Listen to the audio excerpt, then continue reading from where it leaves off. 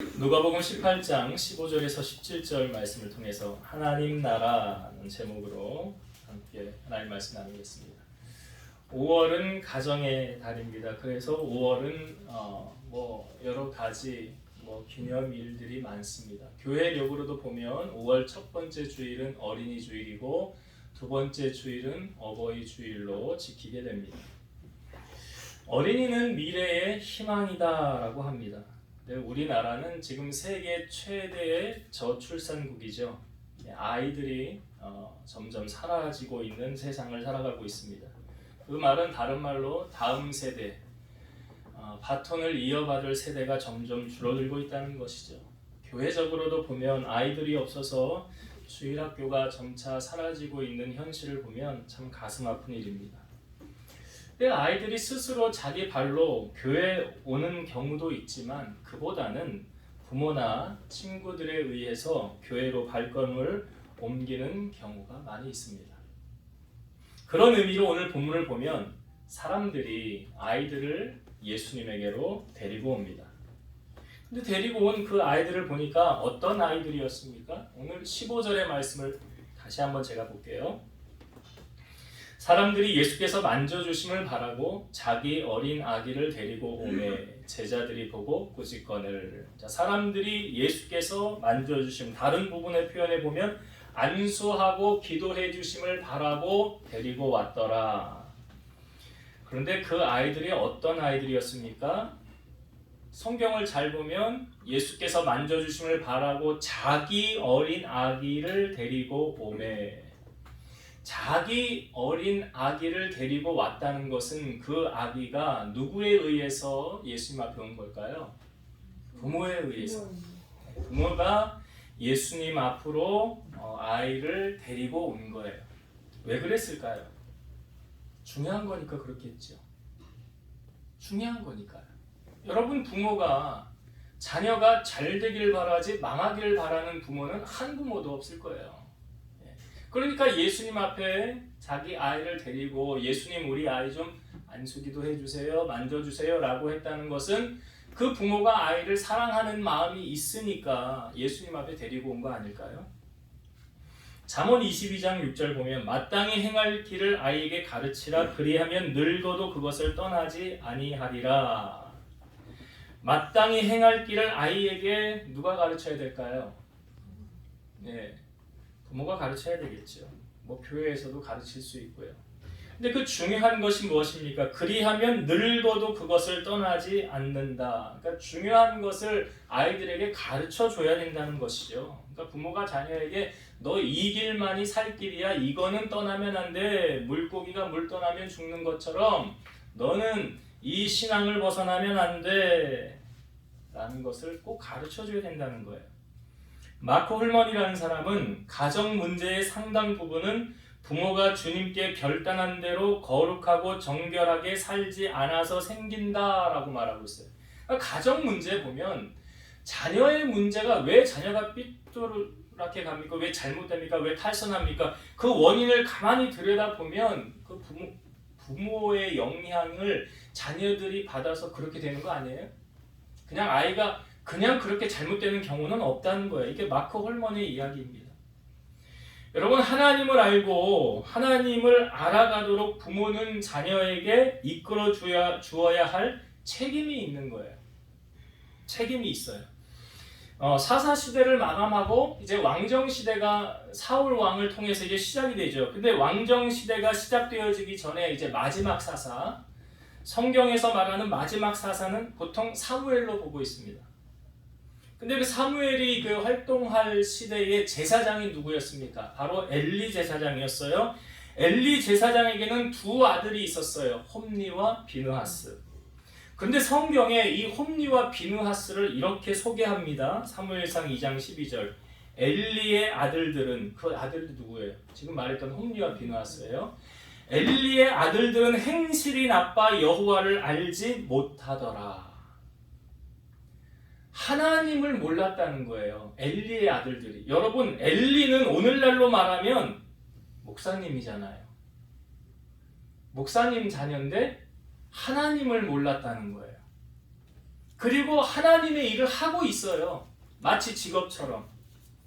그런데 가장 큰 원인, 가장 잘못된 건 뭐냐면 하나님을 몰랐더라. 그러니까 하나님을 모르니까 어떤 일을 펼쳐나가느냐, 이 아이들이요. 여호와의 제사를 멸시했더라. 제사의 제물을 막 날 것을 가져다가 자기가 하고 싶은 대로 하고, 또 회막에서 수종드는, 하나님의 일을 받들어 수종드는 여인들을 데려다가 막 동침을 하고, 쉬운 말로 동침하고 악하게 말하면 강간을 하고요. 왜 이런 일이 벌어진 걸까요? 이들이 하나님을 몰랐더라. 하나님을 몰랐더라. 그러니까 하나님께서 엘리에게 하나님의 선지자를 보냅니다.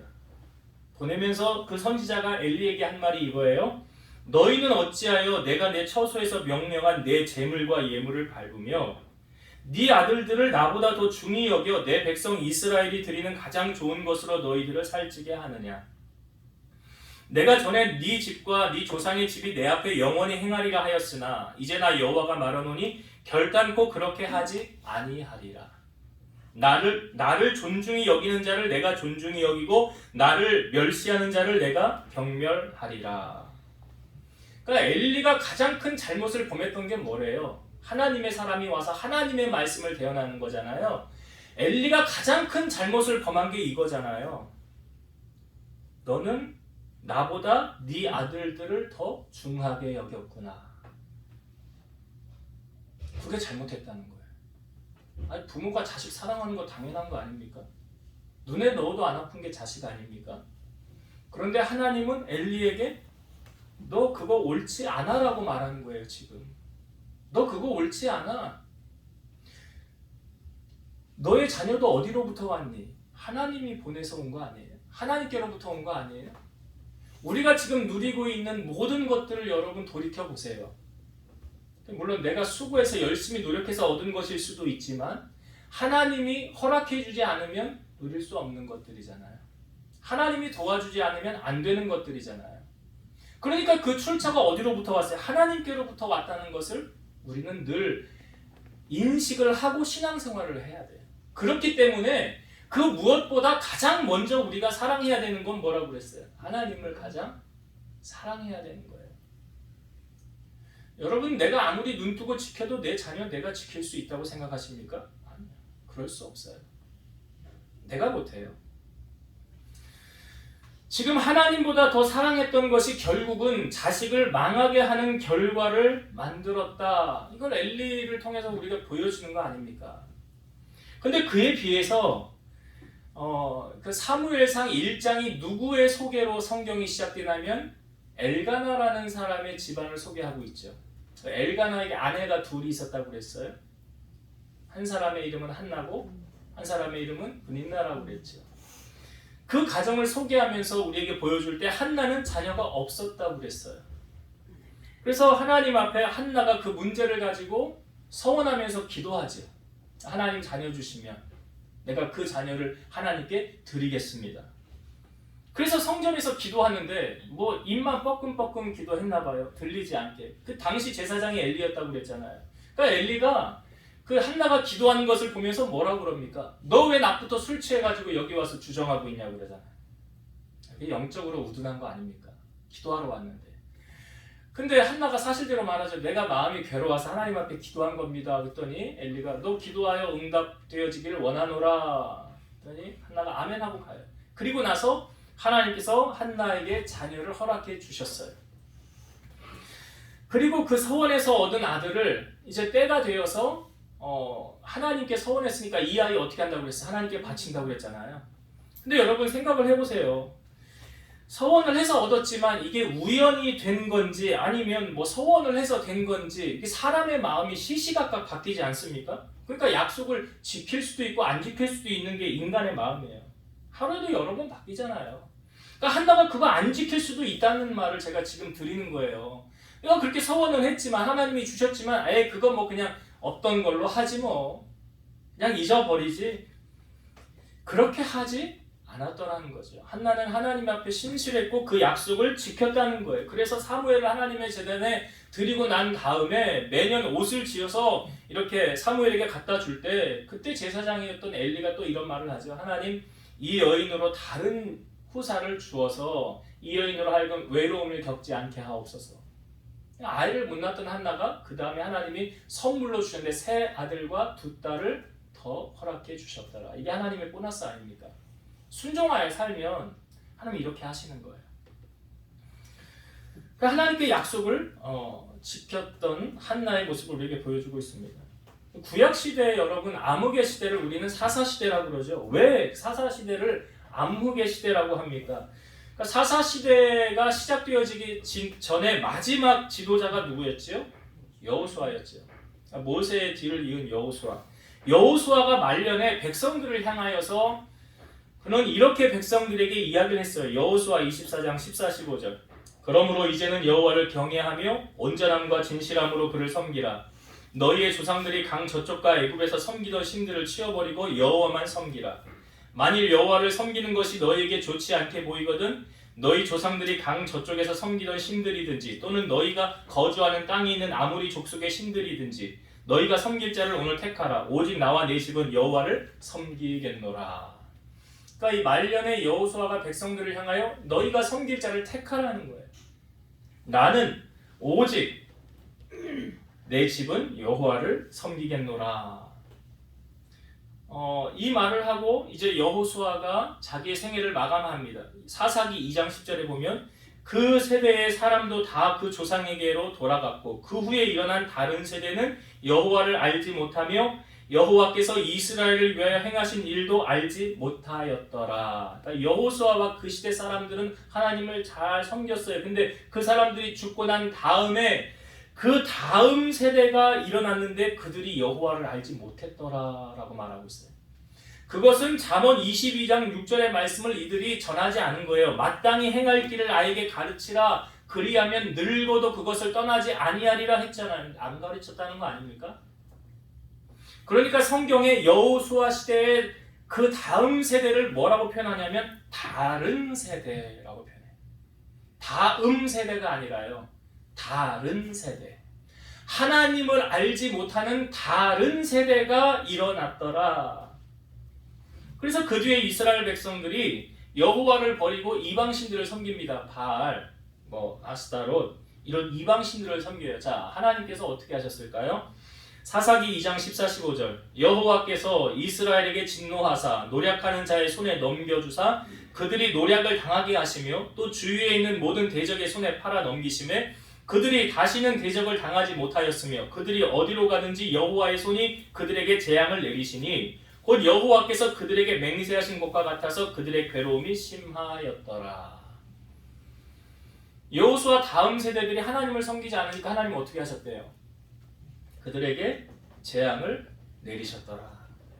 주위에 있는 대적의 손에 팔아 넘기셨더라. 그 대적을 당하지 못하게 하셨더라. 어디로 가든지 여호와의 손이 그들에게 재앙을 내리시니 그랬어요. 저는 어떻게 보면 하나님이 사랑하시니까 회초리를 두는구나 라는 생각도 들어요. 만약 여러분 하나님의 백성이 하나님을 떠났는데도 번성하고 잘 돼요. 축복입니까? 저는 그렇게 생각하지 않아요. 하나님을 믿어야 되는 백성이 세상을 향하여 나가고 있는데 아주 잘 살아요. 잘 돼요. 저는 그건 하나님의 무관심이라고 봐요. 여러분, 무관심처럼 무서운 게 없지요. 그러니까 지금 백성이 하나님을 떠나니까 어떻게 하셨다고요? 하나님이 손으로 그들을 징계하시는 거예요. 여러분, 성경에 보면 하나님이 이렇게 말씀하셨어요. 이 백성이 나를 아는 지식이 없어 망한다. 나를 아는 지식이 없어서 망한대요. 호세아 6장 3절 그러므로 우리가 하나님을 여호와를 알자. 힘써 여호와를 알자. 그의 나타나심은 새벽빛같이 어김없나니 비와 같이 땅을 적시는 늦은 비와 같이 우리에게 임하시리라 하니라.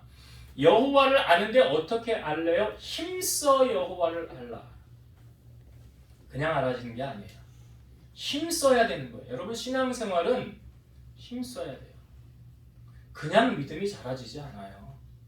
힘쓰지 않으면 안 돼요. 제가 신앙생활의 원리를 이렇게 말씀드린 적이 있어요. 언덕길에 공이 가만히 딱 있으면 어떻게 돼요? 이 공이 내려가죠, 밑으로. 신앙생활이 이와 같은 원리예요. 언덕길을 올라가는 원리하고 똑같아요. 그냥 가만히 서 있으면 내려가는 거예요. 그 신앙생활이에요. 위로 올라가기 위해서 부단히 노력을 해야 되는, 그래서 성경은 힘써 여호와를 알자라고 말하는 거예요. 베드로후서 3장 18절 오직 우리 주 곧 구주 예수 그리스도의 은혜와 그를 아는 지식에서 자라가라. 영광이 이제야 영원한 날까지 그에게 있을지어다. 예수 그리스도를 아는 지식에서 뭐 하래요? 자라가는 거예요. 신앙생활은 정체되는 게 아니에요. 여러분 아이가 크지 않으면 문제 있는 거 아니에요? 신앙생활도 성장해 가지 않으면 정체되어져 있으면 문제가 있는 거라고요. 어려서부터 하나님을 알고 섬기는 것 얼마나 중요합니까? 어려서부터 하나님의 말씀으로 훈계되어지고 양육되어지면 이 아이가 세상 밖을 향하여 나아갔을 때도 흔들리지 않아요. 이스라엘의 그 왕정 시대에 있어서 가장 악한 왕 하면 아합 왕 뽑지요. 이 아합 왕이 통치할 때에 그 왕궁 맡은 자가 오바댜라는 사람이 있었어요. 그 아합의 아내 이세벨이 여호와의 선지자들을 멸할 때 이 오바댜가 뭘 했냐면 여호와의 선지자 100명을 50명씩 굴에 숨겨놓고 떡하고 물을 먹입니다. 이걸 이렇게 가능할 수 있었던 이유가 뭐냐면 이 사람이 왕궁 맡은 자였기 때문에 가능한 거예요. 그러니까 하나님이 우리에게 주신 권력, 재물을 나를 위해서만 쓰는 것이 아니라 하나님의 나라를 위해서 내가 쓰겠습니다. 그러니까 하나님 높은 자를 이렇게 세우시는 거예요. 그러니까 오바댜를 통해서 여호와의 선지자 100명을 오바댜가 섬긴 거 아닙니까? 그런데 이 오바댜를 성경에 소개할 때 이렇게 소개하고 있어요. 여호와를 지극히 경외하는 자라. 여호와를 어떻게 경외해야 돼요? 지극히 경외. 하나님 제일주의로 사는 거예요. 하나님의 일에 모든 것이 우선순위가 있는 거예요. 그 다음에 이를 또 소개할 때 자기가 이 오바댜가 그 엘리야를 만났을 때 아합 왕이 찾아다녔거든요. 근데 엘리야를 먼저 이 오바댜와 만나게 될 때 오바댜가 자기를 이렇게 소개합니다. 그 엘리야에게. 저는 어려서부터 여호와를 경외한 자입니다. 저는 어려서부터 여호와를 경외한 자입니다. 근데 제가 이 성경을 보면서 이 신앙을 지키기 힘든 이 시대에도 그 어려서부터 어떻게 이렇게 신앙을 지킬 수가 있었을까? 떳떳하게 대놓고 나 예수 믿어야 하면 감옥에 가는 거예요. 죽는 거예요. 아합 이세벨이 그렇게 했으니까. 그럼에도 불구하고 어려서부터 그렇게 신앙을 유지할 수 있었던 건 누구 덕일까요? 부모 덕이죠. 부모가 이끌었죠. 부모가 신앙을 전수해 준 거죠. 여러분 자녀를 잘 보세요. 그 부모의 신앙 이상 믿음이 좋은 경우는 거의 드물어요. 그 부모 신앙 따라갑니다. 암흑기 시대의 신앙의 순수성을 지키고 하나님을 섬길 수 있었던 원동력이 바로 어려서부터 여호와를 경외했기 때문이라. 그러니까 부모로부터 그 누군가로부터 마땅히 행할 길을 누가 가르쳐 주었기 때문에 오바댜는 신앙을 떠나지 않고 신앙생활 그렇게 잘 해왔던 거예요. 반면에 여러분 엘리의 두 아들 제가 홈리와 비느하스 얘기 드렸었죠. 이들은 여호와를 알지 못하였더라. 참 아이러니해요. 그러니까 여러분 교회를 다니면서도 가방만 들고 왔다 갔다 하는 사람은 신앙인이 아니라 뭐라고 했어요? 종교인이라고 했잖아요. 그거는 그냥 어떤 학문의 이치를 깨닫기 위해서 배우기 위해서 교회 문턱을 나오는, 아니면 기복주의적인 세상의 복을 바라고 교회를 나오는, 그 별 다를 거 없죠. 신앙생활은 그런 게 아니라고 그랬잖아요. 그런 게 아니에요. 가장 중요한 것은 여러분 하나님을 아는 거예요. 힘써 여호와를 알자. 이것이 가장 귀한 거라는 거죠. 그러니까 오늘 본문의 그 부모들이 이것이 귀한 것임을 알기에 자기의 어린 아이들을 예수님 앞으로 지금 데리고 온 거 아닙니까? 여러분 가장 귀한 유산은 뭐라고 그랬어요? 잘 아시죠? 신앙의 유산이라고 그랬어요. 여러분 신앙의 유산 제대로 전수해주고 계십니까? 신명기 6장 6절에서 9절 오늘 내가 내게 명하는 이 말씀을 너는 마음에 새기고 내 자녀에게 부지런히 가르치며 집에 앉았을 때에든지 길을 갈 때에든지 누워있을 때에든지 일어날 때에든지 이 말씀을 강론할 것이며 너는 또 그것을 내 손목에 매어 기호를 삼으며 내 미간에 붙여 표를 삼고 또 내 집 문설주와 바깥문에 기록할지니라. 자녀들에게 강조하는 게 뭐예요? 하나님의 말씀으로 양육하는 거. 말씀이 곧 뭐라고 그랬어요? 하나님이시라고 그랬잖아요. 그래서 내가 명하는 이 말씀을 너는 마음에 새기고 자녀들에게 부지런히 가르치라 라고 말하고 있잖아요. 이게 뭐예요? 힘써 여호와를 알게 하라는 거 아닙니까? 여러분, 자녀의 흥망성쇠는요, 부모가 아무리 서포트하고 뒷받침한다고 해도 한계가 있어요. 그거는 하나님의 손안에 있어요. 그 하나님의 손안에서 결정되어지는 거예요. 오늘 혼미와 비누아스 보세요. 그 인생의 결말이 어떻게 되었는지. 반면에 기도를 통해서 얻은 한나가 서원에서 하나님의 약속을 지켰던 사무엘은요. 그 사무엘은 자기가 말하는 것이 하나도 땅에 떨어지지 않았더라라고 성경에 말하고 있잖아요. 하나님 앞에 귀하고 존귀하게 쓰임받았다는 거 아닙니까? 여러분, 하나님의 손에 내 자녀들이 또 우리가 존귀한 자로 쓰임받기를 원한다면 여러분 힘써 여호와를 아는데 게을리하지 마시고 그 일에 먼저 집중하시고 전념하시길 바랍니다. 그렇게 우리가 힘써 여호와를 알아갈 때 하나님의 놀라운 은혜가 그의 삶 가운데 부어진다는 사실 성경은 증언하고 있어요. 그런 의미에서 오늘 예수님 앞에 데리고 온 그 부모들이 얼마나 자기 아이가 귀하면 예수님 앞에 데리고 왔겠어요. 오늘 우리도 이런 부모가 되어서 우리 자녀가 정말 잘 되길 원한다면 하나님 앞으로 인도해서 하나님을 만나게 하는 여러분들이 다 되시기를 주의 이름으로 축원드립니다. 예수님께서 아이들을 이제 부모들이 데리고 오죠. 근데 제자들의 반응이 보니까 제자들이 보고 꾸짖었다 그랬어요. 제자들이 꾸짖었다. 왜 꾸짖었는지는 구체적으로 이유가 성경에 언급되어져 있지 않아요. 이제 통상적으로 아이들은 당시에 낮고 천하게 여기거나 귀찮은 존재로 여겼을 것이고 예수님의 활동이나 가르침에 어린 아이들이 올 필요가 없다고 여겨서 아마 제자들이 이렇게 했을 것이다 라고 학자는 추정들을 해요. 당시 여자와 아이들은 숫자에도 포함되어지지 않았으니까 별로 중요한 존재로 여겨지지 않았다는 거죠. 근데 이에 대한 예수님의 반응을 보면 이 마태, 마가, 누가복음에서 다 이 부분을 보여주고 있거든요. 근데 마가복음에서는 예수님께서 보시고 노하셨다라고 표현하고 있어요. 예수님이 제자들이 행하는 것을 보시고 화를 내셨다는 거예요. 그러니까 제자들의 이런 조치가 예수님의 의지에 그 반영되는 심각한 문제였음을 반증하고 있다는 것이죠. 그리고 나서 예수님께서 이 어린 아이들을 불러서 가까이 오게 하시고 하셨던 말씀이 어린 아이들이 내게 오는 것을 용납하고 금하지 말라. 하나님의 나라가 이런 자의 것이니라. 내가 진실로 너희에게 이르노니 누구든지 하나님의 나라를 어린 아이와 같이 받아들이지 않는 자는 결단코 거기에 들어가지 못하리라. 이 본문은 사람들이 그 어린아이를 예수님에게 데리고 온 사건인데요. 어린아이들을 예수님께서 친히 데려다가 어떤 사건 때문에 세우신 사건이 있어요. 그게 바로 이 앞부분에 있었거든요.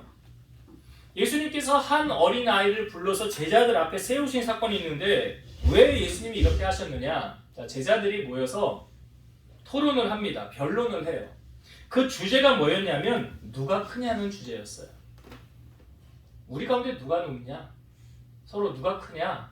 라는 변론을 펼치고 있는 것을 예수님께서 보시고 예수님께서 한 어린아이를 불러서 제자들 가운데 세우십니다. 그리고 예수님이 이렇게 말씀하셨어요. 너희에게 이르노니 너희가 돌이켜 어린아이들과 같이 되지 아니하면 결단코 천국에 들어가지 못하리라. 그러므로 누구든지 이 어린아이와 같이 자기를 낮추는 사람이 천국에서 큰 자니라. 지금 제자들이 서로 자기가 높다고 말하고 있는데 어린아이 한 아이를 예수님이 세워놓으시고 이 어린아이 같지 않으면 천국에 못 간다라고 말씀하시고 어린아이 같이 자기를 낮추는 사람이 천국에서 큰 자라. 마태복음 5장에 보면 예수님의 산성순이 이제 8복이 그 중에 8복이 소개하는데 첫 번째 예수님이 말씀하셨던 복이 심령이 가난한 자는 복이 있나니 천국이 그들의 것이며.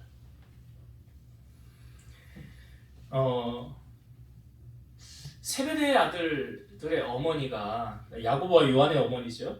예수님에게 절하면서 와서 구한 사건이 있어요. 예수님, 하나님의 나라에 임하거든 예수님이 좌우편에 내 아들 2명 앉혀주세요.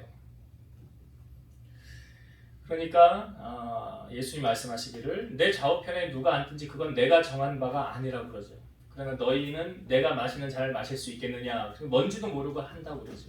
이미 십자가 지신 사건을 말씀하신 건데 의미를 모르고 할 수 있다고 말합니다. 그런데 그 말을 들은 10명의 제자가 그 두 형제를 향하여 노를 품죠. 화를 내죠. 왜 그랬을까요? 그 자리는 네 자리가 아니야, 내 자리야 라고 서로 자기가 높다고 말을 하는 거였어요. 그러니까 예수님이 그것을 아시고 뭐라고 말씀하시냐면 너희는 세상의 법을 따라서는 아니 되느니라 하시면서 너희 중에 크고자 하는 자는 너희를 섬기는 자가 되고 너희 중에 으뜸이 되고자 하는 자는 너희의 종이 되어야 하리라. 그러면서 예수님께서 인자가 온 것은 섬김을 받으려 함이 아니라 도리어 섬기려 하고 나의 목숨을 많은 사람의 대속물로 주려 함이니라 라고 예수님 말씀하셨죠. 여러분 어린아이들을 가만히 보세요. 예수님이 왜 어린아이를 세우셨을까요? 어린아이들이 높은 자리를 탐하는 거 보셨습니까? 어린아이가 나와서 내가 국회의원 해야 되겠습니다. 내가 장관 한 자리 해야 되겠습니다. 그런 어린아이 없죠. 그러니까 자기를 낮추는 게 바로 어린아이라는 거예요. 예수님이 보여주고 싶은 게 그거였죠. 예수님이 이런 어린아이를 본받으라 라고 말씀하고 있어요. 그것은 다른 말로 우리의 마음은 지금 어디를 향하고 있느냐를 다시 한번 점검해 봐야 돼요. 오늘 우리의 마음은 높은 곳을 향하고 있느냐, 낮은 곳을 향하고 있느냐. 높은 곳을 마음을 향하고 있다는 것은 내 마음이 지금 교만이 틈타고 있다는 거예요. 야고보서 4장 6절 그러나 더욱 큰 은혜를 주시나니 그러므로 일렀으되 하나님이 교만한 자를 물리치시고 겸손한 자에게 은혜를 주신다 하였느니라. 교만한 자는 어떻게 한대요? 물리치시고. 은혜는 누가 받아요? 겸손한 자가. 베드로전서 5장 5절 젊은 자들아 이와 같이 장로들에게 순종하고 다 서로 겸손으로 허리를 동이라. 하나님은 교만한 자를 대적하시되 겸손한 자들에게는 은혜를 주시느니라. 하나님이 싫어하는 사람이 있어요. 교만한 사람. 자기밖에 모르는 사람. 자기 위에 사람 없어요. 내 말이 곧 법이야. 하나님 말씀 안 들어요. 그러니까 교만한 사람의 특징이 뭐냐면 자기 제일 잘났어요. 다른 말은 안 들어요. 내 말이 법이거든. 그러니까 하나님의 말씀이 들릴까요? 안 들려요. 잠언 18장 12절 사람의 마음의 교만은 멸망의 선봉이요 겸손은 존귀의 길잡이니라. 빨리 망하고 싶으면 교만하면 빨리 망해요. 가장 빨리 망하는 지름길이에요. 교만하면. 그러나 하나님의 손에 존귀하게 롱런하고 싶으시다면 그럼 겸손을 허리로 동하셔야 돼요. 그러니까 높은 곳을 탐하지도 말고 높은 곳에 마음을 두지도 말라라고 말하고 있죠. 신명기 말씀 잘 아시지만 모세가 광야 생활에서 이스라엘 백성들 약속의 땅에 들어가기 전에 했던 고별 설교라고 그랬죠. 거기에 반복해서 쭉 우리에게 나오는 말이 뭐냐면 하나님 떠나지 말라는 거거든요. 근데 그와 더불어 덧붙여서 강조하는 게 있어요. 이런 말이 있죠. 신명기 8장에 내가 먹어서 배부르고 아름다운 집을 짓고 거주하게 되며 또 내 소와 양이 번성하며 내 은금이 증식되며 내 소유가 다 풍부하게 될 때에 그러니까 세상적으로 부족한 거 하나도 없을 그때를 말하는 거 아니에요? 그때에 네 마음이 교만하여 네 하나님 여호와를 잊어버릴까 염려하노라. 사람이 언제 조심해야 돼요? 잘 나갈 때, 형통할 때, 번성할 때, 이때 더 조심해야 돼. 성경이 말하고 있잖아요. 다 풍부하게 될 때 네가 교만해서 하나님 잊어버릴까 염려하노라. 여러분 창세기에 보면 사람들이 바벨탑을 왜 쌓은 겁니까? 바벨탑을 쌓는 이유가 우리의 이름을 널리 퍼지자 그러잖아요. 그 바벨탑 쌓는다는 건 우리가 하나님처럼 높아지자 이 의미 아니에요? 하나님 필요 없어. 인본주의. 내가 신이야. 내 주먹을 믿어. 이거잖아요. 돈이면 다 돼. 하나님 무슨 필요 있어. 그 바벨탑 쌓은 거예요. 인류 최초의 범죄 아담과 하와가 선악과를 먹을 때 뱀이 유혹했던 게 뭐예요? 너 선악과 먹으면 어떻게 된대요? 그래요. 너 이거 먹으면 하나님처럼 돼. 그게 뭐예요? 높아지려는 거 아니에요? 네가 하나님처럼 돼. 그러면 네가 신이야. 높아지려는 거잖아요. 바로 교만에서 비롯되는 거예요. 여러분 말씀에 순종하지 않는 것은 가만히 들여다보십시오. 교만에서 비롯된 겁니다. 내 생각이 옳다. 하나님 말씀 옳지 않아? 그래서 따라오는 게 있어요. 불순종하면 따라오는 게 뭐예요? 성경이 말하는 거예요. 저주가 따라오고 칼에 삼켜지리라 그랬죠. 순종하면 따라오는 게 있어요. 뭡니까? 형통이고 땅의 아름다운 소산을 먹을 것이라. 그러니까 불순종과 순종은 내가 행하는 거지만 그 행하는 것에 대한 결과물은 다르더라. 성경이 보여주고 있는 거예요. 자, 이제 말씀을 정리하고 마치겠습니다. 오늘 예수님 앞에 어린 아이들을 데리고 온 이 부모들을 바라보면서 왜 이 부모들이 이렇게 예수님 앞에 데리고 왔느냐? 여러분, 가장 중요한 진리를 아이들에게 가르쳐야 되지 않을까요? 공부 잘하는 법, 돈 많이 버는 법, 세상이 강조하는 그런 것들 말고 정말 우리 자녀가 하나님을 만나는 일에 힘쓰고 있는가? 우선순위를 어디에 두고 살아가고 있는가? 하나님을 만나면 그의 삶의 인생을 평생을 누가 보장할까요? 하나님 보장하지 않겠어요? 그러면 그 일에 우리가 게을리해야 되겠습니까? 무엇보다 하나님을 아는 지식이 없어서 망한다라고 그러잖아요. 그럼 망하지 않으려면요, 힘써 여호와를 아는 일에 앞장서야죠. 다른 것 다 제쳐놓더라도 너 이것만큼은 꼭 붙잡아야 돼요. 그게 뭐예요? 신앙 아니에요? 하나님 붙잡는 거 아니에요? 그게 뭐예요? 신앙의 유산 물려주는 거 아닙니까? 그 여호수아 이후로 다른 세대가 일어났던 거 잘 기억하세요. 이방신을 섬기고 하나님을 떠났더라. 그랬더니 여호와의 신이 어디로 가든지 그들을 재앙을 내리게 하셨더라. 물론 하나님이 사랑하시니까 그렇게 하시는 건데, 중요한 것은 우리 자녀들로 하여금 우리가 하나님을 알아가는 일에 힘써야 된다는 거예요. 힘쓰지 않으면 안 됩니다. 힘써야 돼요. 첫 번째로 우리가 나누었던 은혜요. 두 번째로 예수님이 어린아이를 통하여 이런 어린아이 같지 않으면 천국에 못 들어간대요. 그러면서 하시는 말씀이 뭐예요? 이 어린아이가 높은 자리를 탐하지 않잖아요. 혹 교회 안에서도 어떤 직분, 높은 자리를 탐해서, 우리 교인들 가운데 그런 분들은 없지만 아무튼 어디를 가든지 꼭 그 높은 자리를 탐하는, 그것이 결국은 높은 곳일수록 떨어지면 위험성이 크다는 거죠. 그래서 우리의 마음이 항상 낮은 곳을 향하여 나아가야 된다. 예수님도 그랬잖아요. 나는 마음이 온유하고 겸손한데 높은 곳을 바라보지 않고 항상 낮은 곳을 바라보. 그래서 교만하면 패망하고 겸손은 존귀의 앞잡이라. 그래서 하나님 은혜가 넘치며 살아가는 사람의 특징은 무엇입니까? 말씀을 잘 들어요. 잘 수용을 해요. 그것은 겸손하다는 거예요. 잘 받아들인다는 것은 겸손하다는 거예요. 그러나 교만하면 하나님 말씀보다 내 머리가 위에 있는 거예요. 내가 더 똑똑하다는 거예요. 절대 그렇지 않아요. 성경은. 아무리 똑똑해도 하나님보다 똑똑하지 않아요. 그래서 교만하면 말씀에 순종하지 않아요. 그러나 겸손하면, 내가 낮아지면 말씀에 순종하게 돼 있어요. 그것이 곧 내가 사는 길이고 내가 승리하는 비결임을 오늘 성경이 알려주는 거 아닙니까? 그래서 우리의 마음을 겸손으로 허리를 동이고 항상 낮은 곳에 마음을 두고 주님을 온전히 잘 따라가는 여러분들이 다 되시기를 주의 이름으로 축원드립니다. 기도하시겠습니다. 살아계셔서 역사하신 하나님, 우리가 우리의 십자가를 지고 주님을 따라가는데 나만 주님을 잘 따라가는 것이 아니라 오늘 말씀해 보니 그 부모들이 자기의 어린 아이들을 예수님 앞에 데리고 왔습니다. 왜 그랬을까요? 그것이 가장 귀한 일이기 때문에 그렇습니다. 우리가 이 땅에 살아가면서 부모가 되었다면 자녀들에게 하나님을 알아가는 일에 힘쓸 수 있는 부모들이 되게 하시고, 그 자녀들이 하나님을 만남을 통해서 그 남은 생의 평생을 하나님의 인도하심을 받고 여호와의 손에 붙들려 귀하게 쓰임받는 인생이 될 수 있는, 마치 오바다처럼 그렇게 존귀한 자로 쓰임받는 우리 성도들과 가정이 다 되게 하여 주옵소서.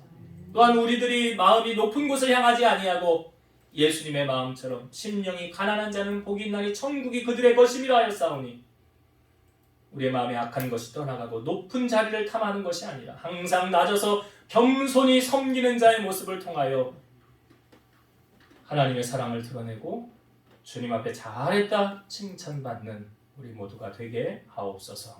예수님의 이름으로 감사하며 기도드리옵나이다. 아멘.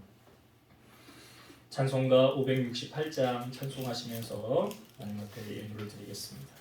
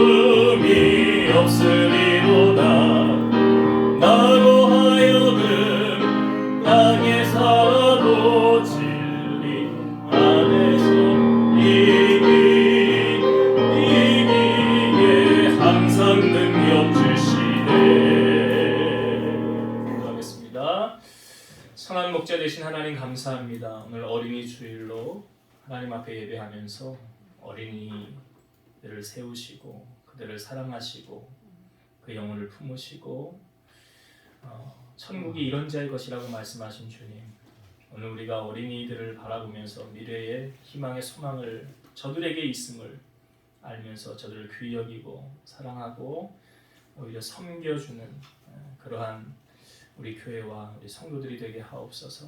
하나님, 주님 앞에 귀한 예물을 구별하여서 드렸습니다. 물질이 있는 곳에 내 마음이 있다고 하였고 하나님과 재물을 겸하여 섬기지 못한다고 하였습니다. 사실 우리가 이 땅에 올 때 우리가 다 빈손으로 왔습니다. 아무것도 가지고 오지 않았습니다. 그러나 지금 우리가 누리고 있는 모든 것이 하나님께서 우리에게 허락해 주셨음을 인정하고 돌이켜보면 날마다 감사하며 살아갈 수 있는 저희를 되게 하옵소서.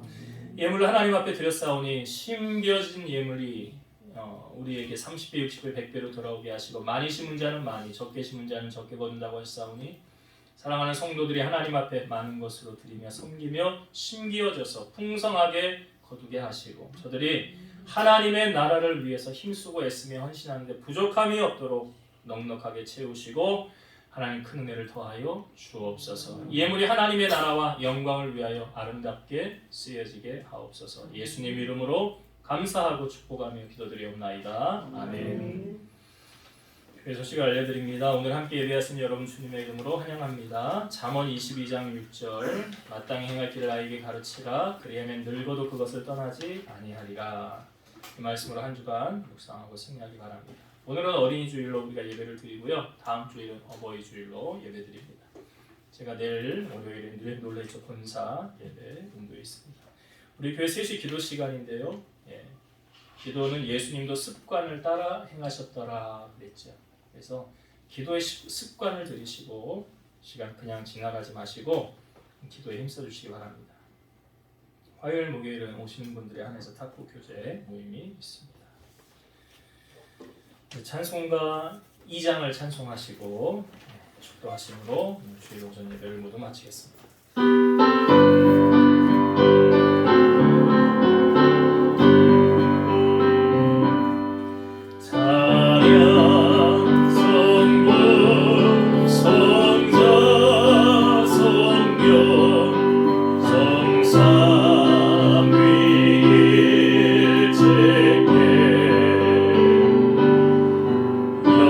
영원 무궁하게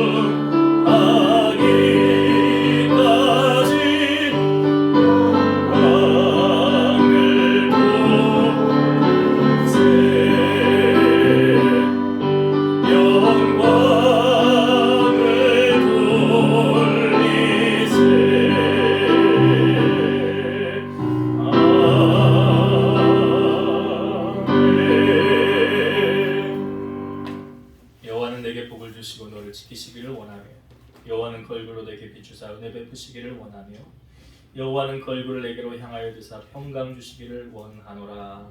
이제는 우리를 모든 죄악 가운데서 구속하시고 땅 가운데 재림하실 독생자 예수 그리스도의 은혜와 하나밖에 없는 아들을 우리를 위해서 아낌없이 내어주신 하나님의 그 크신 사랑하심과 성령님의 내주 교통인도 역사 충만케 하심이 무엇이 가장 귀한 일인지 우리에게 삶의 우선순위를 보여주시고 힘써 여호와를 알기를 원하며 그것이 우리가 사는 승리하는 길임을 알려주셔서 하나님을 알기에 힘쓰며 최후 승리 얻으며 우리의 온 가족 자녀들까지 다 하나님을 믿음으로 존귀한 자로 쓰임받기를 소망하는 사랑하는 성도들 머리 위에 저들의 가정 위에 이 재단과 나라와 민족 위에 이제로부터 영원토록 함께 있을지어다. 아멘.